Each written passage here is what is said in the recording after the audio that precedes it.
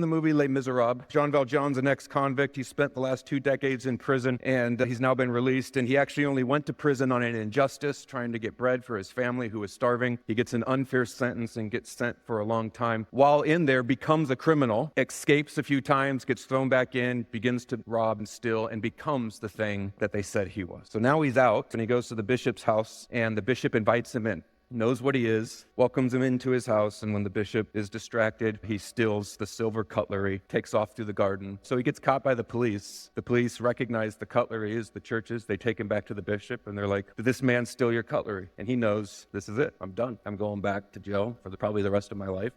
And the bishop says, "Steal it? No, I gave that to him. In fact, you left the candlesticks." And starts putting more stuff in the bag. And the cops are like, "What is happening?" Tim Keller said, "When grace is given, it is costly to the giver, it is surprising to those watching, and it's traumatic to the receiver."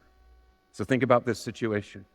Costly to the bishop. He's going to lose lots of money in silver in the churches. The cops standing there are shocked. No way is this real. No way did you just give this criminal all this silver. And it's traumatic for Jean Valjean. Because in the movie, he is now presented with a choice. You have just been shown unbelievable grace.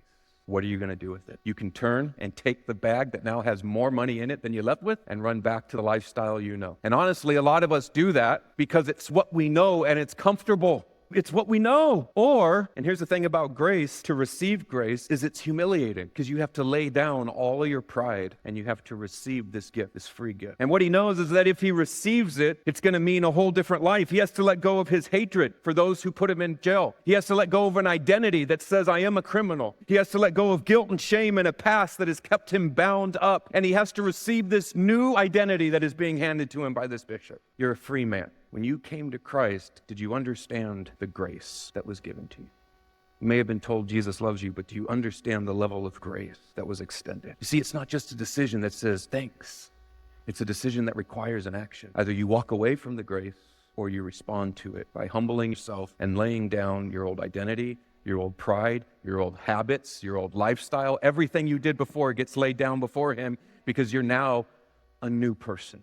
Cool thing about Les Miserables is Jean Valjean does submit and does surrender and learns and changes his life. And then sad thing about Les Miserables is the man who should have been the hero, the police officer who has been righteous his whole life and has followed the law his whole life, is actually the one who loses everything because he didn't see his need for grace. And it's because he couldn't stand to live in a world where somebody he saw as beneath him gave him grace.